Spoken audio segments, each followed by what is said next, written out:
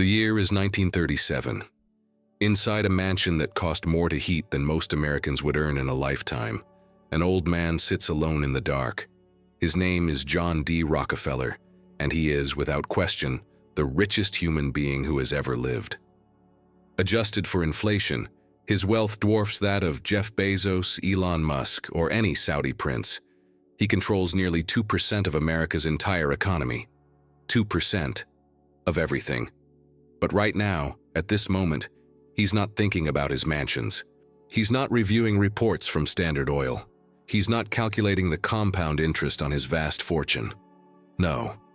The most powerful capitalist in history is sitting in a high-backed chair, hunched over something small, something worn, something that to anyone else would look like garbage. It's a notebook, red leather cover now faded to a dusty brown, pages yellowed and brittle. The binding barely holds. This book is older than most of the corporations he owns, older than his empire. It predates Standard Oil, predates his billions, predates everything that made him a titan. And yet, he touches it with a reverence that borders on religious ecstasy. His fingers, gnarled with age and arthritis, trace the faded ink on the first page. Numbers, endless columns of numbers. Pennies earned, pennies spent, pennies saved. Every single transaction of a life that would eventually consume capitalism itself is recorded here, in this cheap notebook he bought for a few cents when he was 16 years old. His doctors have told him to rest. His advisors have begged him to delegate. His family wants him to stop obsessing over the past. But they don't understand. They can't understand. Because this notebook isn't the past. It's the secret, the code, the algorithm that hacked reality and made him a god among men. He whispers to himself, reading entries from 60 years ago. Earned $1.12 clearing snow from Mr. Hewitt's walkway. Spent $0.03 on shoe polish. Saved $1.09. He remembers each transaction with crystal clarity, as if it happened yesterday. The crunch of snow under his shovel, the bitter cold that made his fingers ache, the exact moment he recorded that $1.09 in this book and felt for the first time in his young life a sense of absolute control. Most people, if they saw Rockefeller at this moment, would think he'd gone senile, lost in nostalgia, clinging to the past because his future is nearly over. They would be catastrophically wrong, because what Rockefeller understands, what he's always understood, is that this notebook isn't a relic. It's a weapon, a technology, a psychological hack that transformed a frightened boy from a broken home into the architect of modern corporate power. This book has a name. He called it Ledger A. And if you understand what's written in these pages, not just the numbers but the psychology behind them, you possess something more valuable than oil, more powerful than monopoly, more dangerous than dynamite. You possess the operating system of wealth itself. The question is, are you ready to open it? Before we dive into the ledger, before we decode the secrets that built the first trillion-dollar empire, I need you to do something. And I'm not asking. This is non-negotiable if you want to be part of what happens next. Look at the comments section right now. Don't scroll past it. Don't ignore it. I need you to mark your presence in this moment. Type exactly which city you're watching from right now. Just the city name. That's it. Enter your name into our ledger. The ledger of people who are ready to understand how power actually works. Because here's what I've learned creating this channel. 97% of people who watch this video will never comment. They'll consume this information like passive spectators. They'll learn nothing. They'll change nothing. But the 3% who mark their presence? They're different. They're the ones who understand that documentation precedes domination, that visibility precedes power, that you can't master the external world until you've mastered the simple act of declaring your existence. So do it now. Comment your city. And while you're down there, if you want access to the kind of forbidden knowledge that mainstream business education will never teach you, the dark psychology of wealth, the hidden patterns of power, the secrets that billionaires desperately don't want you to understand, hit subscribe. This channel is a ledger. and every subscriber is an entry. A mark, a declaration that you're ready to see how deep this goes. Now, let's open Ledger A. But to understand why this book possessed such power, we first need to understand the chaos it was born from. We need to go back before the oil, before the billions, before John D. Rockefeller was anything more than a frightened boy trying to survive in a world that taught him the most brutal lesson of all. You cannot trust anyone, not even your own father. They called him Devil Bill, William Avery Rockefeller, con artist, snake oil salesman, bigamist, a man who would disappear for months at a time, leaving his wife and children to wonder if he was dead or just didn't care. When he did return, he brought chaos. Sometimes he brought money, ill-gotten, tainted money from scams and medical fraud. Sometimes he brought violence. Always he brought instability. Imagine being a child in that house. Imagine the knock on the door that could be your father returning with gifts or creditors demanding payment for his debts. Imagine the whispers in town about your family, the shame, the uncertainty. Imagine watching your mother, Eliza, become a ghost of herself. Silent, religious, praying constantly because prayer was the only thing she could control. Young John D. Rockefeller absorbed all of this. Every broken promise from his father became a data point. Every unexplained absence became evidence. Every humiliation became a lesson, and the lesson was clear. The world is fundamentally untrustworthy. People are unreliable. Emotions are dangerous. The only thing you can depend on is what you can measure, verify, and control yourself. Devil Bill did teach his sons some things. He taught them to swim by throwing them into deep water and watching them struggle. He taught them business by cheating them in transactions, then laughing when they complained. "I cheat my boys every chance I get," he would boast to neighbors. "I want to make 'em sharp." He taught them that trust was for fools and sentiment was a luxury for the weak. But here's what William Rockefeller didn't understand. He wasn't making his sons sharp. He was making John D. Rockefeller into something entirely different, something colder, something that would eventually become the most efficient wealth extraction machine in human history. John responded to the chaos the only way his mind could, by creating order. Obsessive, total, suffocating order. While other boys played, John worked. While other boys spent money carelessly, John recorded every penny. While other boys trusted their parents to provide stability, John built his own system of absolute certainty. At age 7, he was already different. He raised turkeys, sold them, and recorded the profits. He loaned money to neighbors and charged 7% interest. 7%. At 7 years old, when his siblings spent their pennies on candy, John saved his. Not because he was told to, not because someone rewarded him for it, but because saving money gave him a feeling his father never could, the feeling of control.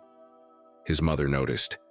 She would find him at night, by candlelight, counting his money, over and over, not spending it, not playing with it, just counting, verifying, making absolutely certain that every penny was accounted for.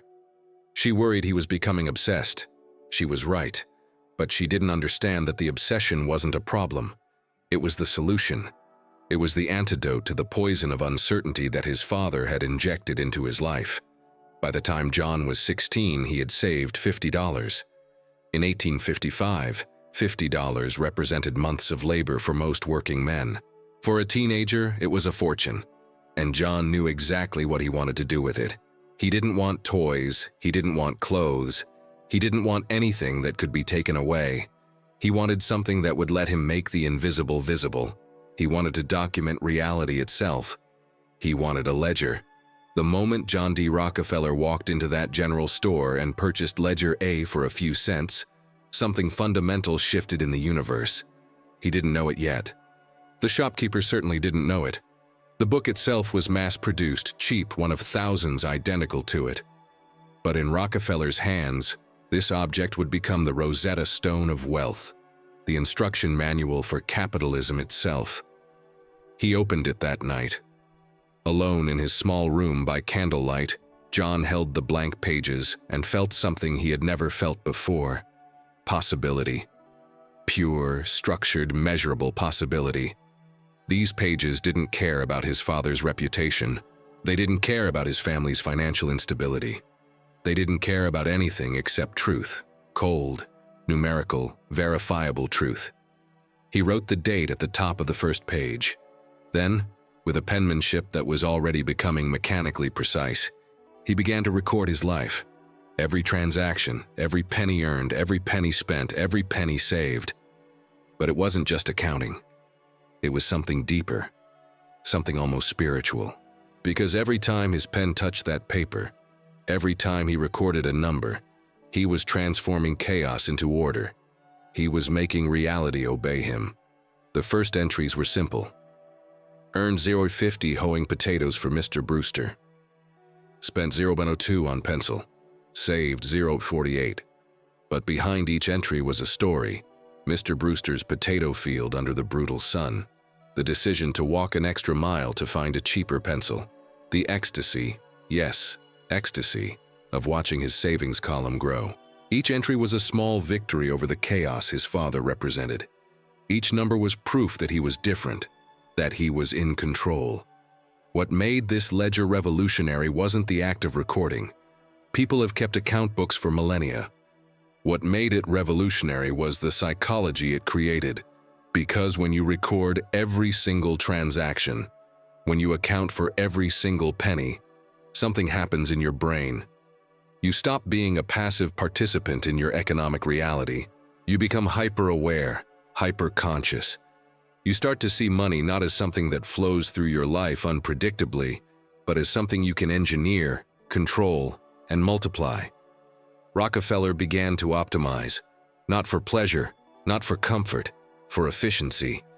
He realized that walking to a store farther away but with lower prices would save 3 cents. 3 cents.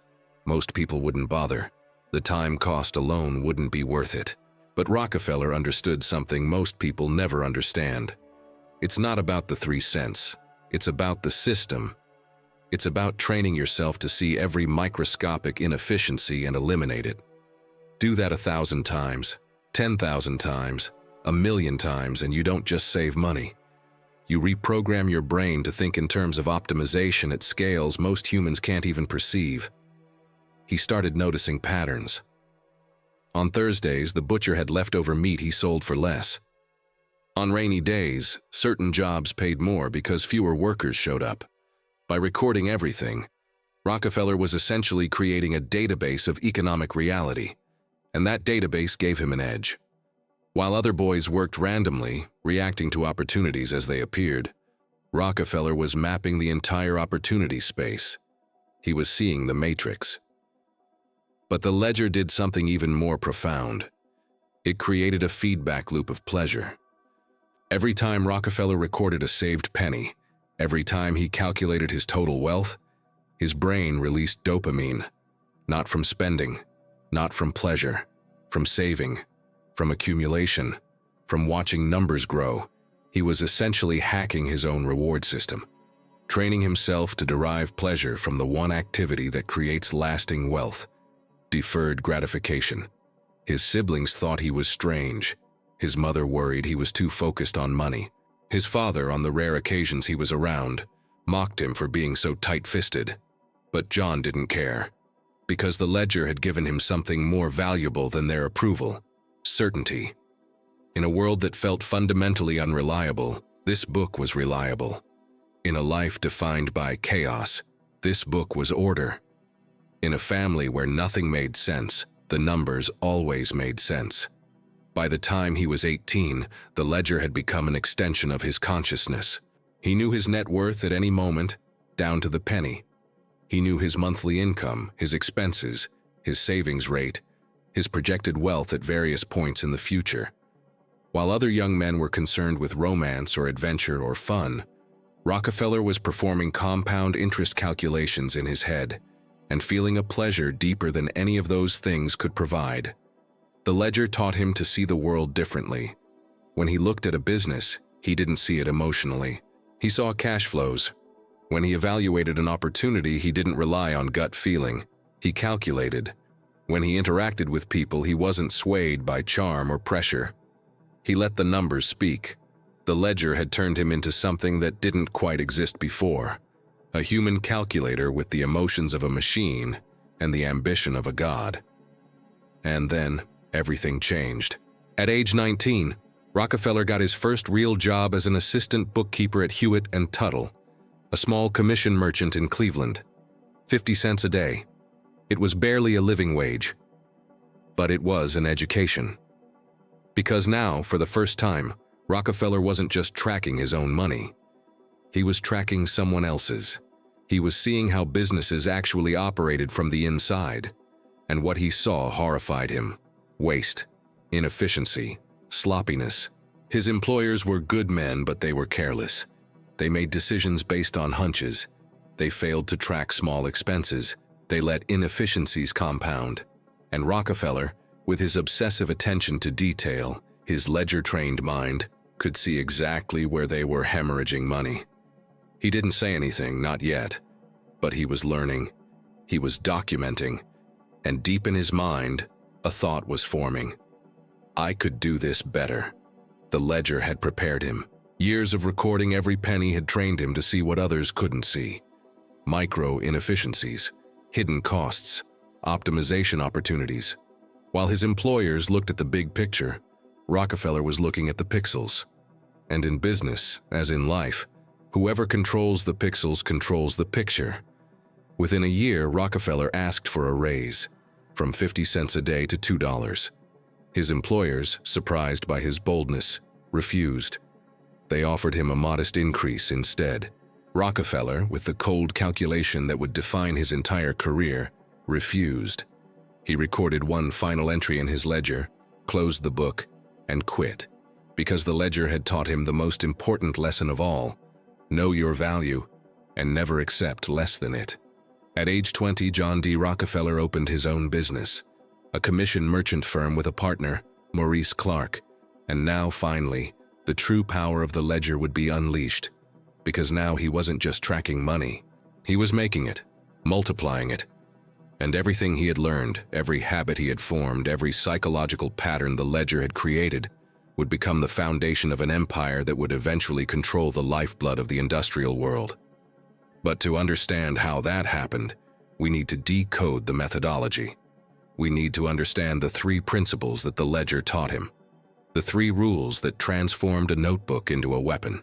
The three systems that would eventually make him the richest man in history. Principle 1. The God of micro-details. Most people think business is about big decisions, grand strategy, visionary thinking, and yes, those things matter. But Rockefeller understood something deeper. Empires aren't built on big decisions. They're built on 10,000 tiny decisions, each optimized to perfection. While his competitors were thinking about market trends, Rockefeller was thinking about solder. Let me tell you a story that reveals the full horror and genius of the ledger mindset. By the 1870s, Standard Oil was already becoming dominant. They were producing and refining oil at a scale no one had ever seen. One day, Rockefeller was touring one of his refineries, walking through the assembly line where workers were sealing oil cans. Each can was sealed with solder, drops of molten metal securing the lid. 40 drops per can. That was the standard. That's what everyone in the industry used, 40 drops. Rockefeller watched this process. He watched it for a long time, long enough that the workers started to feel uncomfortable, long enough that his managers started to wonder what he was doing.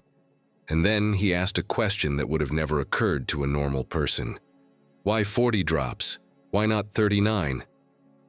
The managers looked at each other. Why not 39?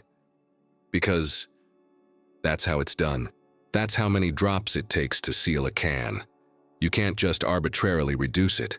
The engineers explained that 40 drops ensured a complete seal. Reducing it might cause leaks. It wasn't worth the risk. But Rockefeller's mind, trained by years of ledger keeping, was already calculating. Standard Oil was producing thousands of cans per day. Thousands. If each can used one less drop of solder, that would save thousands of drops daily, tens of thousands weekly, millions annually. Solder cost money. Small amounts per drop, yes, but multiply it by millions and suddenly you're talking about real savings. More importantly, you're talking about competitive advantage, because while his competitors were using 40 drops, if he could use 39 and maintain quality, he would have a cost advantage they couldn't match. He ordered tests, 39 drops. The cans leaked, failure. Most people would have stopped there, would have said, "See, 40 drops is the minimum. Let's move on." But Rockefeller didn't give up. He ordered more tests. 39 drops with a slightly different technique. 39 drops with higher quality solder. 39 drops applied at a different temperature. He became obsessed. His engineers thought he was insane. They were sealing millions of cans successfully with 40 drops. Why waste time and money on this? Because Rockefeller understood what they didn't. In a competitive market, victory goes to whoever can operate at the lowest cost while maintaining quality. Not 5% lower, not 2% lower. Every fraction of a percent matters. Every microscopic efficiency compounds. If he could save 1 drop of solder per can and his competitors couldn't, he would bury them. Not through better strategy, not through better marketing, through math, through the cold, merciless arithmetic of optimization. Eventually, after dozens of tests, they found it. 39 drops with a modified application technique produced a seal that was statistically as reliable as 40 drops. The savings were minuscule per can, but across Standard Oil's vast production, it translated to thousands of dollars per year. In 1870s dollars, which meant hundreds of thousands in today's money, from 1 drop of solder. But Rockefeller didn't stop there, because once you start thinking this way, you can't stop. It becomes pathological, beautiful, terrifying.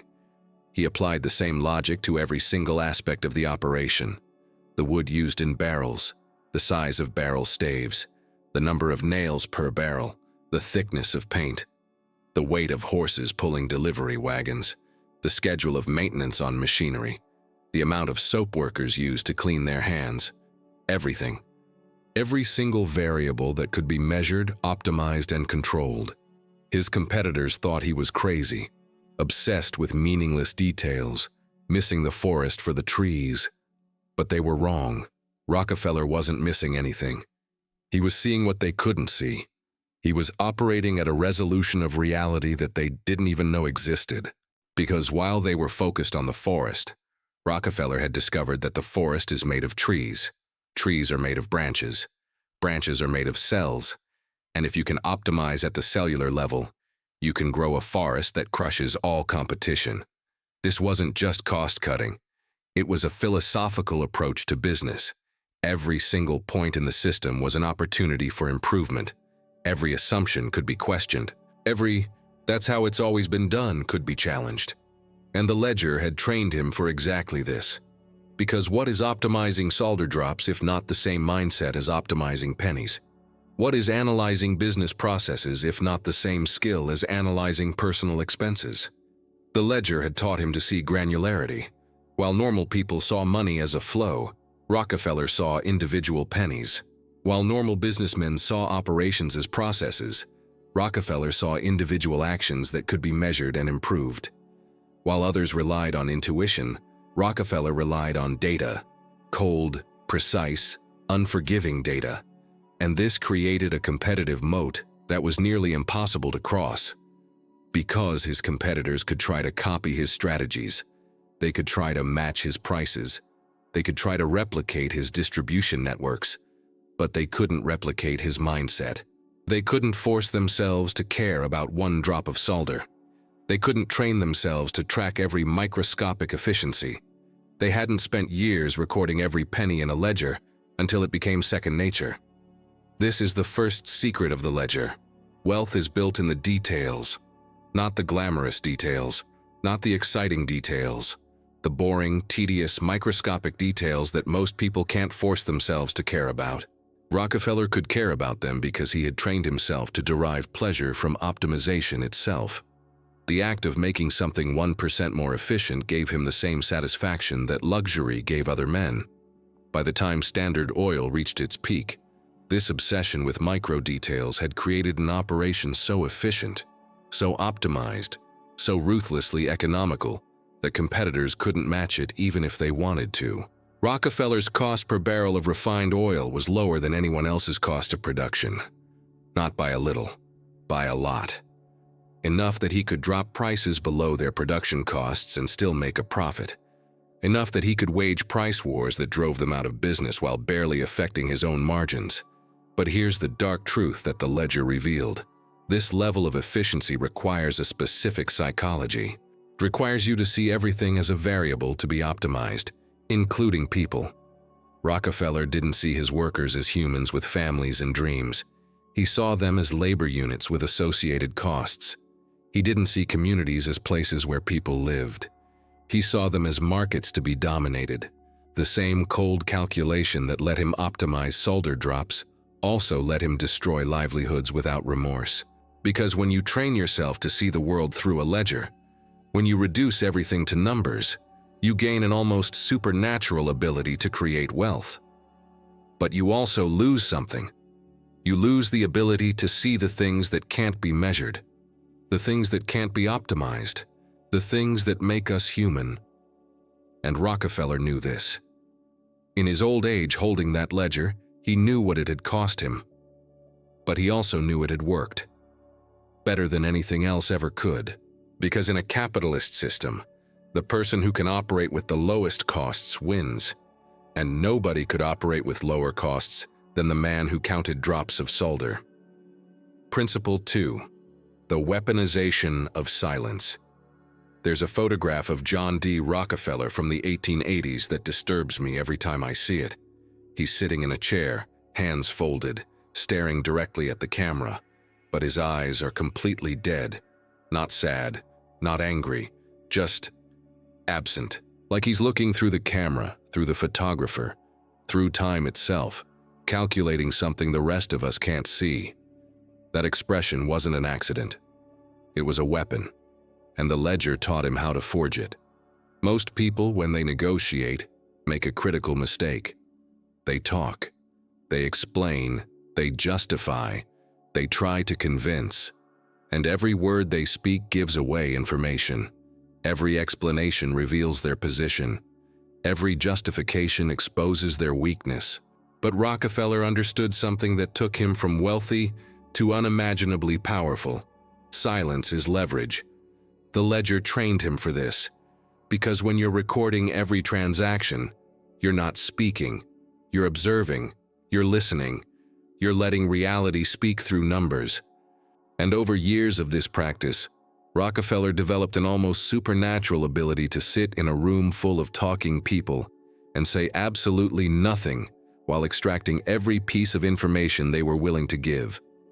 Here's how it worked in practice. A competitor would come to negotiate with Standard Oil. Maybe they wanted to sell their refinery. Maybe they wanted to form a partnership. Maybe they just wanted to survive. They'd sit across from Rockefeller in his office, and Rockefeller would look at them with those dead eyes and say nothing. The competitor would start talking. Nervous small talk at first. Comments about the weather, the economy, the industry. And Rockefeller would nod slightly but say nothing. The silence would stretch. It would become uncomfortable. And humans, because we're social creatures, because we're wired to fill silence with sound, would start talking more, faster, revealing more. They'd explain their position. We've had a difficult year. The price of crude has been volatile. Information. We're looking to expand but need capital. Weakness. Several other companies have expressed interest in partnership. Bluff. And all the while, Rockefeller would sit there, hands folded, calculating. Not reacting, not confirming, not denying, just absorbing. By the time the competitor finished speaking, Rockefeller knew everything. He knew their financial situation. He knew their fears. He knew their leverage or lack thereof. He knew whether they were desperate or merely exploring options, and they knew nothing about his position, because he hadn't spoken. Then, after a pause that made the silence before seem comfortable, Rockefeller would make an offer, usually a lowball, insultingly low, and then he'd go silent again, waiting, watching. The competitor would sputter, object, explain why that price was impossible, and Rockefeller would listen, nod slightly, and say nothing. More information would flow. We have expenses to cover. Our workers depend on us. We've been in this business for 20 years. Each sentence was another crack in their armor, another data point for Rockefeller's internal ledger, another confirmation that they needed this deal more than he did. Eventually, after hours sometimes, Rockefeller would speak again. He'd adjust his offer, slightly, barely, just enough to make it seem like he was negotiating in good faith, but still far below the competitor's asking price. And the pattern would repeat, more talking from them, more silence from him, each iteration extracting more information, revealing more desperation, until finally, exhausted and defeated, they'd accept terms that they swore they never would. This wasn't charisma, this wasn't charm. This was psychological warfare, and the ledger had trained him perfectly for it. Because when you spend years recording transactions, you learn something fundamental about information flow. The person with the most information wins, and the best way to have the most information is to make the other person reveal theirs, while revealing nothing yourself.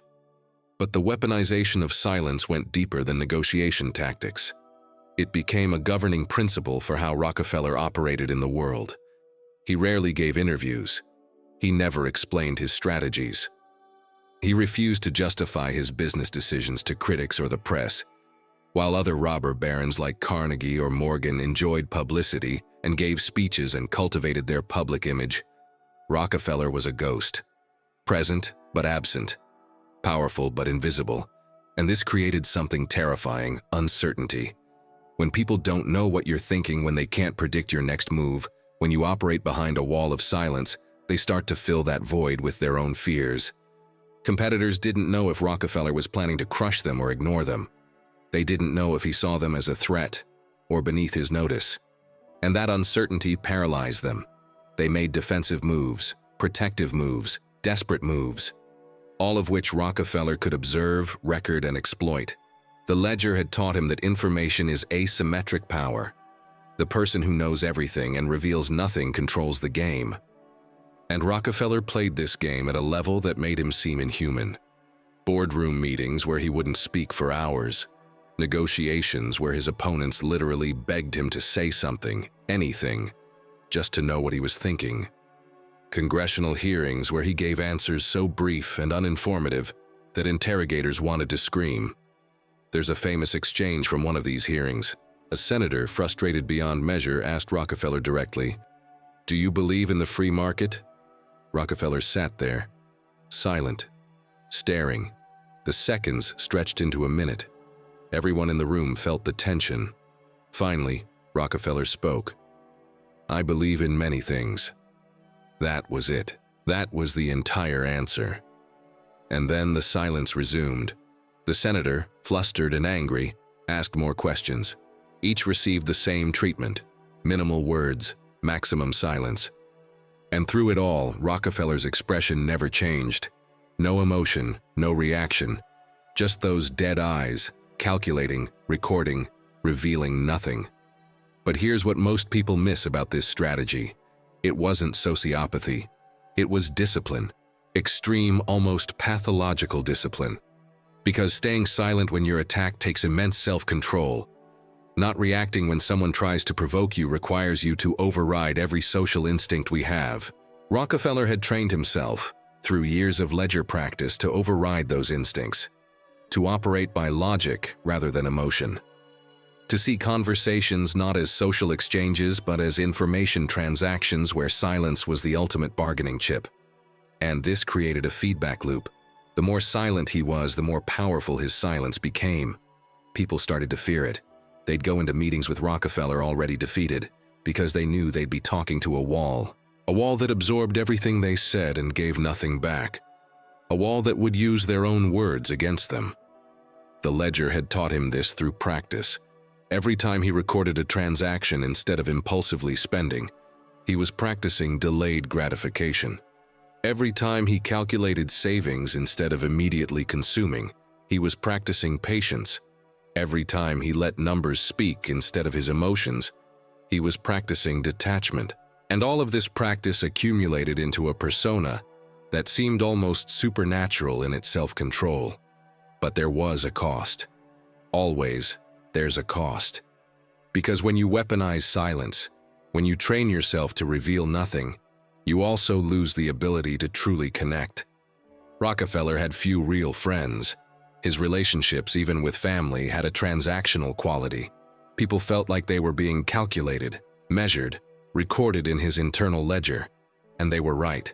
His wife, Laura, once said something that reveals the true darkness of the ledger mindset. John thinks of people the way he thinks of oil barrels, units to be counted and arranged for maximum efficiency. She didn't say this with admiration. She said it with resignation, the sadness of someone who realized she had married a machine that looked like a man. Yet Rockefeller would argue this detachment was necessary. That business required you to separate sentiment from strategy. That if he had let emotions guide his decisions, Standard Oil would never have been built. And he was probably right. Because the brutal truth is that building empires requires a kind of coldness that most humans can't sustain. It requires you to see people as variables in equations rather than as individuals with inherent worth. The ledger didn't just teach him to track money, it taught him to be alone, to operate in silence, to make silence itself a form of power. And in doing so, it transformed him from a person into a force, cold, calculating, inevitable, like winter or gravity or death. Principle 3, total system control, the Anaconda strategy. By the late 1860s, Rockefeller had internalized the lessons of the ledger so completely that they had become his operating system. Every waking thought was filtered through the logic of optimization. Every decision was recorded, analyzed, and refined. He had transformed himself into something unprecedented, a human being who functioned like a machine, optimizing reality itself. But now he was ready to apply this mindset at a scale that would reshape America. Because the ledger had taught him something that no competitor understood. If you truly want to dominate a market, you don't just win. You eliminate the possibility of competition. You don't just capture territory. You control the entire system. He looked at the oil industry and saw chaos. Hundreds of refiners, each operating independently, each inefficient in their own way, each vulnerable. Most businessmen saw this as a healthy competitive market. Rockefeller saw something else. He saw waste, duplicated effort, collective inefficiency. And most importantly, he saw an opportunity to apply the ledger principle at scale. Think about what the ledger had taught him about his personal finances. Every penny accounted for, every transaction recorded. Total visibility into cash flows, complete control over inputs and outputs. Now imagine applying that same logic not to your personal money, but to an entire industry. Every refinery accounted for, every barrel of oil tracked, every competitor measured and cataloged, total visibility into the market, complete control over production and distribution. This is what Rockefeller began building in the early 1870s. Not just a company, a system, an anaconda that would slowly, methodically, squeeze the life out of every independent operator until only Standard Oil remained. And the beautiful horror of this strategy was that it was presented as progress, as efficiency, as inevitable. He started with a simple observation: railroads. Oil needed to move from fields to refineries to markets. Every refiner depended on railroads. And railroads, Rockefeller realized, could be negotiated with, leveraged, controlled. Because while there were hundreds of refiners, there were only a handful of railroad companies. And those companies wanted one thing above all: guaranteed volume. Rockefeller went to the railroads with a proposal. Standard Oil would ship massive volumes, far more than any other refiner, if they received preferential rates, volume discounts, rebates. And the railroads agreed. Why wouldn't they? It made economic sense. One reliable customer shipping huge volumes was better than dozens of small, unpredictable customers. But here's the genius. Rockefeller didn't just negotiate lower rates for himself. He negotiated higher rates for his competitors. Through complex arrangements called drawbacks, Standard Oil would actually receive payments every time a competitor shipped oil on certain railroads. Read that again. Rockefeller wasn't just paying less for shipping. He was being paid when his competitors shipped. This wasn't illegal at the time. It was just business. But it was business conducted with the cold logic of the ledger. Rockefeller had identified a systemic leverage point, transportation, and had extracted maximum advantage from it.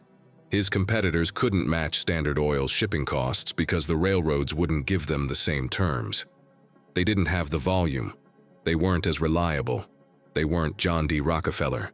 With this shipping advantage locked in, Rockefeller launched what became known as the Cleveland Massacre. He went to every refiner in Cleveland, Ohio, the heart of the oil industry at the time, and made them an offer. Sell to Standard Oil, merge with Standard Oil, or be destroyed by Standard Oil. The pitch was simple. You're operating inefficiently. You're paying too much for shipping, too much for materials, too much for everything. Standard Oil has systematic advantages you cannot match. You can either join us and benefit from these advantages, or compete against us and inevitably fail. Choose. And then the silence. That weaponized, terrifying silence. Rockefeller would make his pitch and stop talking, letting the mathematics of the situation crush the will of men who had built their companies with their own hands. Some tried to resist. They refused to sell. They tried to undercut Standard Oil's prices. They fought. Rockefeller would watch these attempts with the same expression he had when analyzing solder drops.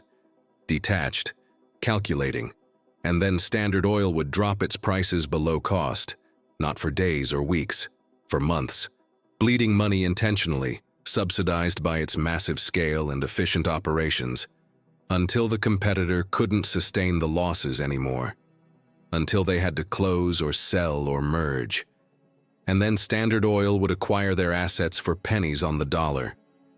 In 1872 alone, Rockefeller acquired 22 of his 26 competitors in Cleveland. 22. In a single year. Some sold willingly. Some sold desperately. All sold eventually.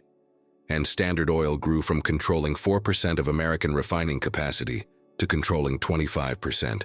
1 year. But the true genius of the Anaconda strategy wasn't the acquisitions themselves. It was what Rockefeller did after acquiring each company. Remember the solder drops, the micro-optimization? He applied that same methodology to every acquired refinery. Inefficient practices were eliminated. Redundant positions were cut. Operations were standardized. And each acquisition made Standard Oil more efficient, which gave it more resources to acquire the next competitor, which made it even more efficient in an exponential feedback loop. This is the ledger principle at civilizational scale. Just as tracking every penny had let Rockefeller optimize his personal finances, tracking every refinery let him optimize the entire oil industry. Just as discipline in small decisions had compounded into personal wealth, discipline in business decisions was compounding into monopolistic power. And he wasn't done, because Rockefeller understood something that seems obvious now but was revolutionary then. True control means owning the entire supply chain. It's not enough to dominate refining if you're dependent on others for crude oil or pipelines or distribution. Every dependency is a vulnerability. Every supplier is a potential point of failure.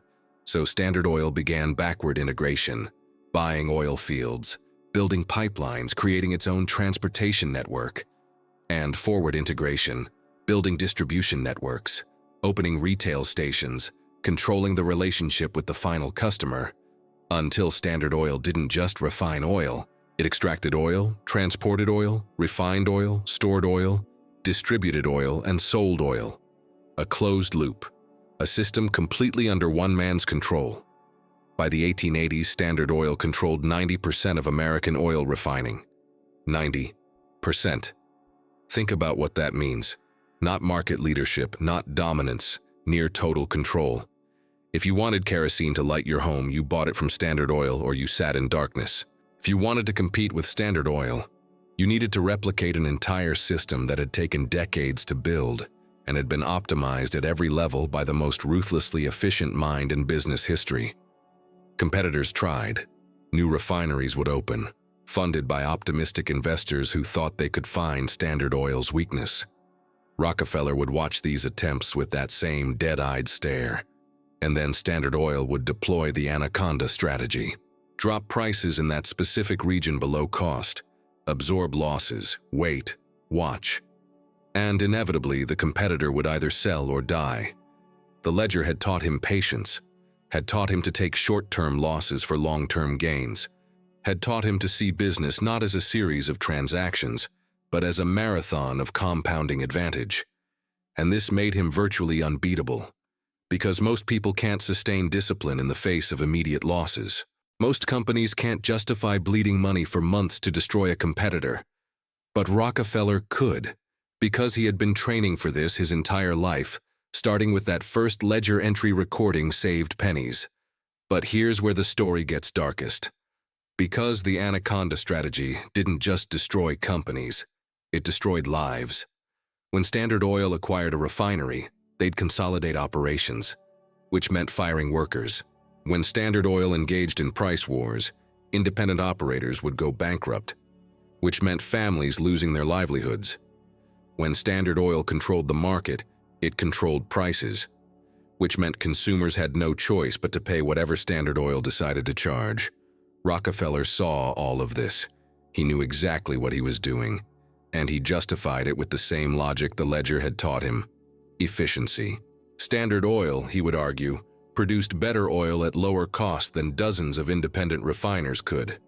Consolidation was painful but necessary. Capitalism rewards efficiency, and he was simply the most efficient. And he was right, sort of. Standard Oil did produce oil more efficiently. It did lower prices in the long run. It did help standardize an industry that was chaotic and dangerous, but it also destroyed the entrepreneurial middle class of the oil industry. It created a monopoly so powerful that it would eventually require government intervention to break up. It transformed American capitalism from a market of competitors into a landscape dominated by a few massive corporations. The ledger mentality, applied at scale, had created a new form of economic organization. Not quite a free market, not quite a command economy, something in between. A system where one man's obsessive need for control had reshaped an entire industry according to his psychological template. And Rockefeller never stopped thinking in ledger terms. Even as Standard Oil grew to unprecedented size, even as he became the richest man in the world, he still personally reviewed expense reports, still questioned unnecessary spending, still optimized details that his managers thought were beneath his attention. Because the ledger wasn't just a tool, it was who he had become. Now we return to where we started. An old man in a dark room holding a cheap notebook, ignoring an empire to commune with the origin of his power.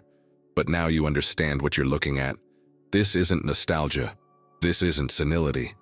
This is Rockefeller confronting the machine he built, the machine he became, and asking himself the question that haunts every person who achieves total mastery.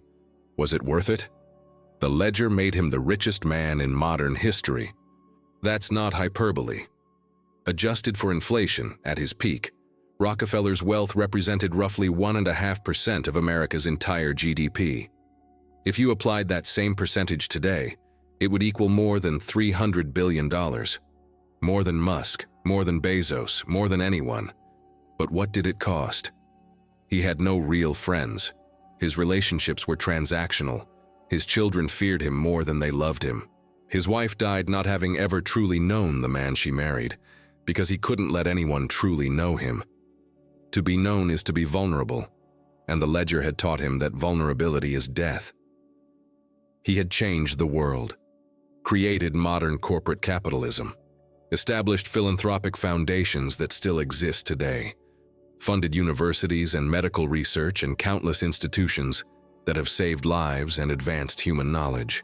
But he did it all with the emotional affect of a bookkeeper, recording, calculating, optimizing, never really feeling.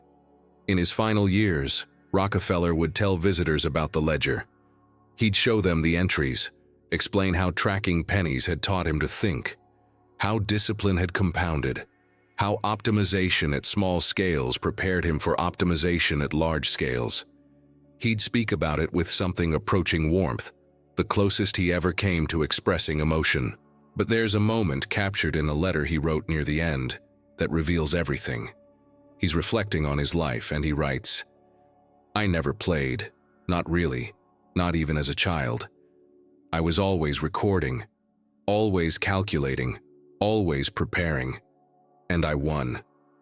I won so completely that there's no one left to compete with. But now, holding this ledger, I wonder if I ever understood what the game was." That's the final lesson of Ledger A. That total control, perfect optimization, and absolute discipline can make you powerful beyond measure. But they also transform you into something that isn't quite human anymore. You become a system, a machine, an algorithm in flesh. And you win at capitalism so thoroughly that you lose at being alive. Now you have a choice. You're sitting there wherever you are, watching this video on a device that exists because of the industrial systems Rockefeller helped create. You're participating in an economic structure that his methodologies shaped. And you can either dismiss this as history, as a story about a dead rich man who lived a century ago, or you can recognize what's really being offered here. The ledger principle is transferable, not the specifics of oil refineries and railroad rebates, but the underlying methodology, obsessive attention to detail, religious devotion to optimization, the discipline to track everything, measure everything, and let data rather than emotion guide your decisions. The willingness to be silent when others talk, to be patient when others panic, to think systematically when others think tactically. You can apply this to your personal finances. Track every expense not just to be cheap, but to develop the psychological awareness of where your resources flow. Optimize small purchases, not because each one matters, but because the practice of optimization rewires your brain. Save money, not just to have more money, but because the discipline of deferred gratification is the foundation of all wealth building. You can apply this to your career. Record your productivity, measure your outputs. Find the inefficiencies in your own work process and eliminate them. Not because you want to work harder, but because you want to work more effectively. Become so efficient that you're operating at a level your competition can't match. You can apply this to your business. Identify the leverage points in your industry.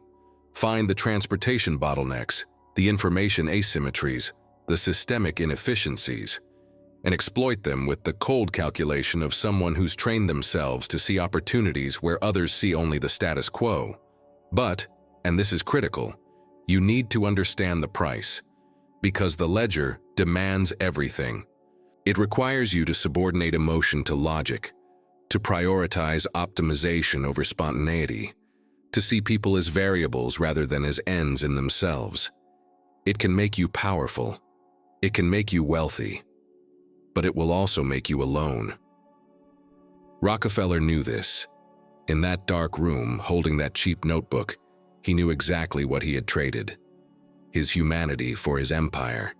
His capacity for connection for his capacity for control.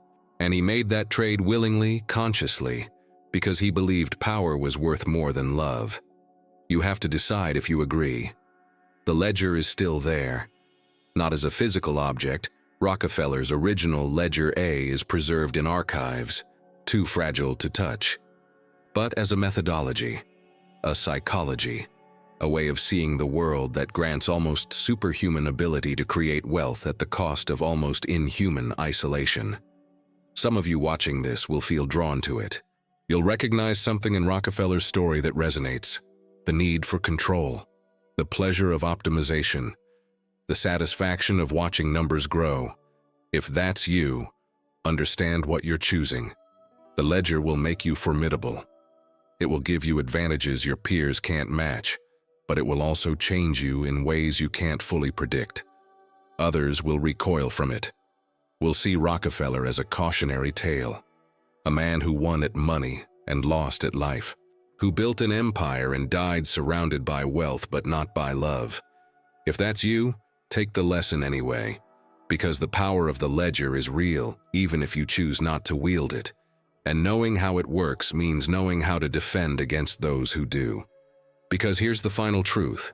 The world is still run by people who think like Rockefeller, CEOs who optimize at microscopic levels, investors who make decisions based on data rather than emotion, entrepreneurs who are willing to sacrifice everything personal for something corporate. They're out there right now, in boardrooms, in trading floors, in startup incubators, wielding the ledger mentality like a weapon. And if you don't understand how that weapon works, you're vulnerable to it. You're one of the oil refiners in Cleveland in 1872, sitting across from a man with dead eyes, about to be made an offer you can't refuse. You're the variable being optimized, the inefficiency being eliminated, the competition being crushed by someone who learned to think in systems while you were thinking in transactions. So mark your presence, comment your city, subscribe if you want more of this forbidden knowledge. But more importantly, decide. Decide if you want to pick up the ledger or defend against those who have. Decide if you want to optimize yourself into power or preserve your humanity at the cost of dominance. Decide if you want to be Rockefeller or one of the thousands of men he destroyed. Because that choice, ultimately, is what this story is about. Not oil, not monopolies, not even wealth, but the question of what you're willing to become in pursuit of what you want to achieve, and whether, at the end, holding your own version of Ledger A in a dark room, you'll feel triumph or regret. Rockefeller felt both, and in his final recorded words about the ledger, written just months before his death, he captured this duality perfectly. This book taught me everything: how to win, how to dominate, how to become the most powerful version of myself possible. But it never taught me how to stop, how to rest, how to be satisfied. And now I wonder if those lessons were more valuable than the ones I learned. The ledger waits for no one. The question is, will you open it?